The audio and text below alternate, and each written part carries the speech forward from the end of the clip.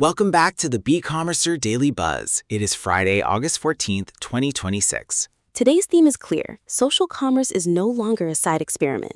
Short-form video is becoming a discovery engine, an advertising format, a creator distribution system, and an increasingly direct transaction surface. And the headline number today comes from TikTok Shop.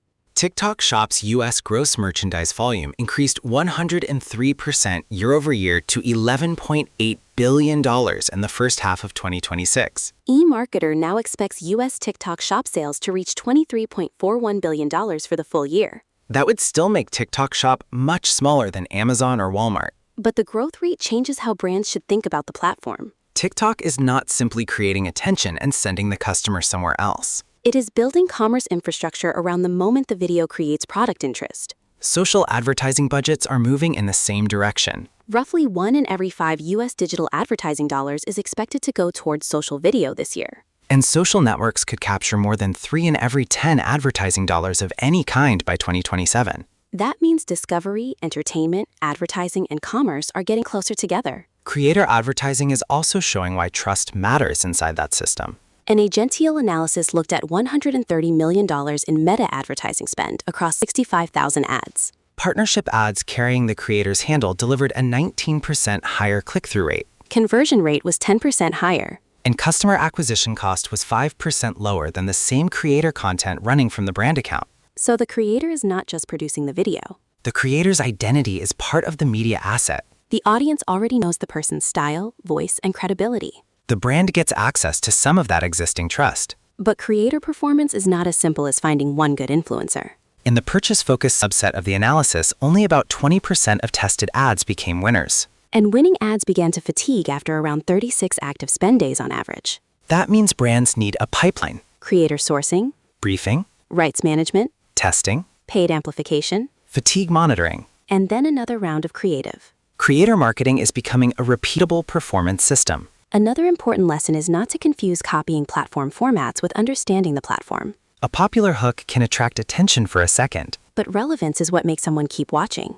Brands should learn why a format works for the audience instead of simply recreating the visual style. Now let's move from social discovery to search. AI overviews are making organic traffic less predictable. One useful warning sign is when rankings and impressions remain relatively stable, but click-through rate declines after an AI overview appears. In that situation, the page may still be visible. Google may simply be answering more of the user's question before the click. Search Console does not yet provide enough information to precisely isolate AI overview traffic loss. So teams can compare CTR, impressions, and average position before and after an AI overview appears. Or compare similar groups of keywords where one group triggers AI overviews and another does not. But here is the important strategic point. Not every lost click needs to be recovered. Some informational searches generate traffic without much commercial value. Comparison queries are different. Product queries, Category searches, local searches. transactional intent. Those are moments where the website may still have an important job to complete. So SEO teams should segment queries based on their commercial role instead of simply trying to maximize traffic. Google is also taking more control over paid search matching.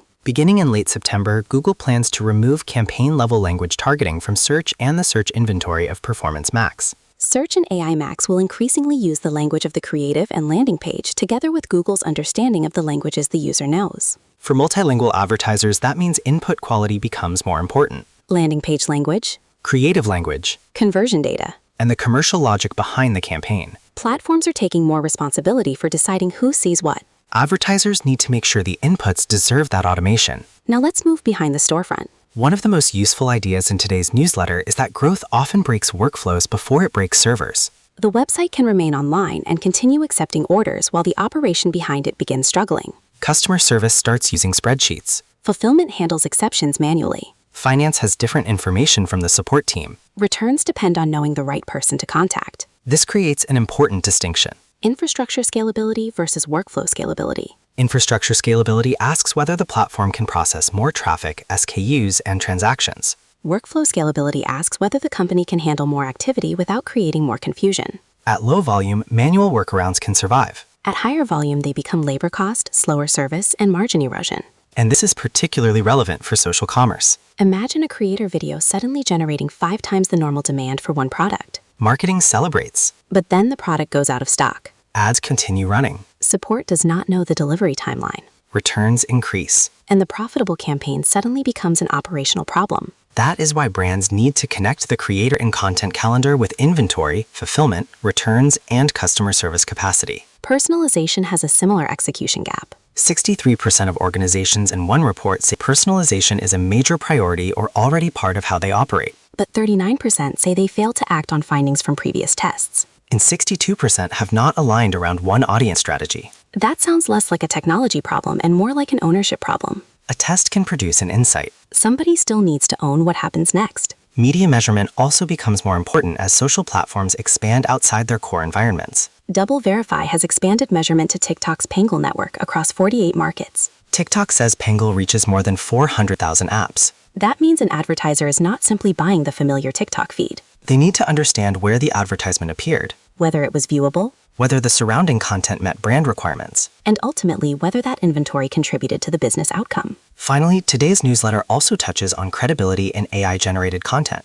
For health, finance, safety, and other high-stakes topics, visible human expertise remains important. Named authors, Qualified review, primary sources, original evidence. clear publication dates and methodology. AI can support research and production. But the more consequential the decision, the more visible the evidence behind the claim needs to become. So what connects all of today's stories? TikTok Shop is growing rapidly. Social video is taking more advertising budget. Creators can improve performance. AI overviews can reduce clicks. Ad platforms are automating more distribution. But none of that removes the basic operating requirements. Relevant creative, Accurate product information, reliable measurement, inventory, fulfillment, customer service, rights management. and clear ownership. The most successful growth system may actually look pretty boring behind the scenes. Because scalable growth depends on disciplined operations. TikTok Shop doubling is the exciting headline. But the better question is whether your business becomes stronger when the demand arrives, Growth should make the company stronger. not simply busier. That is all for today's Beecommercer Daily Buzz. See you next time.